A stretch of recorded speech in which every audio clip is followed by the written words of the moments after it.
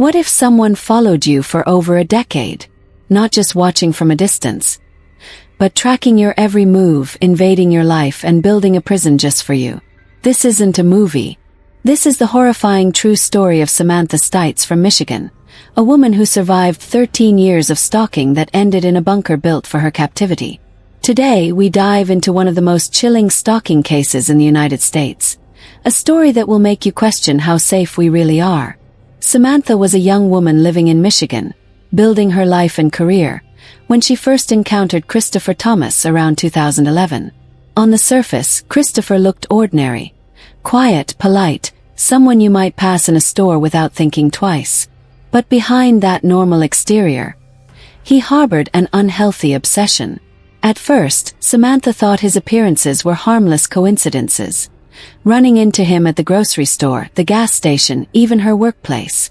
But as weeks turned into months, the coincidences grew unsettlingly frequent. What began as random sightings soon escalated into deliberate surveillance. Christopher started leaving behind notes, unwanted messages, and subtle hints that he knew where she had been. He wasn't just appearing in her world. He was inserting himself into it. Samantha's unease grew into fear. She told friends and family, but many brushed it off. Maybe he just likes you. But deep down, Samantha knew something was terribly wrong. By 2013, Christopher had taken things much further. He planted GPS trackers under her car, allowing him to monitor her movements with chilling accuracy. No matter what route she drove, no matter what city she visited, he would show up. Imagine the paranoia, looking over your shoulder, wondering how someone could always know where you were. Samantha tried everything. Changing routines, taking different roads, even avoiding favorite spots. But it didn't matter. Christopher always found her. Desperate for protection, she went to court, applying for restraining orders. But time and time again, judges dismissed her pleas, saying the evidence wasn't serious enough. Each denial left her more vulnerable, and each dismissal emboldened Christopher. For more than a decade, Samantha lived in a constant state of fear. Every knock at the door, every unfamiliar car behind her could be him. Friends noticed her growing paranoia. She checked locks multiple times, avoided going out at night, and often isolated herself. But what no one realized was that Christopher wasn't losing interest. He was planning something far darker. In 2022, after 13 years of relentless stalking, Christopher made his move. He kidnapped Samantha and dragged her into a hidden underground bunker he had constructed. This wasn't just a basement or a room. It was a purpose-built prison. The bunker was soundproofed, designed so that no screams could escape.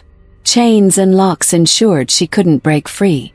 Supplies, water bottles, canned food, even blankets, showed he had prepared for her captivity to last. For 14 hours, Samantha endured the nightmare of being trapped in silence and darkness.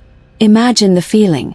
The cold concrete walls, the metallic smell of chains, the suffocating sense of hopelessness. Every second felt like an eternity.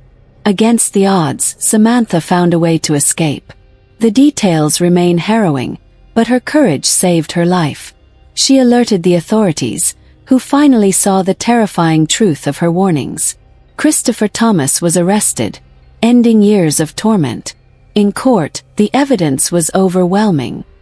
His decade-long obsession, the stalking, the GPS trackers, the kidnapping, it all painted a horrifying picture. He pleaded guilty to kidnapping, torture, and aggravated stalking. Today, he is under lifetime GPS monitoring, a small measure of justice for the years of fear Samantha endured. The case drew widespread media attention, sparking outrage over how the legal system had failed Samantha for so long. How many times had she begged for protection? How many times had courts dismissed her fears? Her ordeal forced lawmakers in Michigan to reform the way protective orders are handled. Victims' voices would finally be taken more seriously. Yet for Samantha, no law can erase 13 years of fear. The trauma of being hunted, of being silenced, is something she still carries. This story is more than a crime case. It's a chilling reminder of how obsession can grow silently, and how systems can fail those who need them most. Samantha survived her nightmare, but millions of others still live in fear of stalkers today. So I ask you, what would you do if the person watching you never stopped?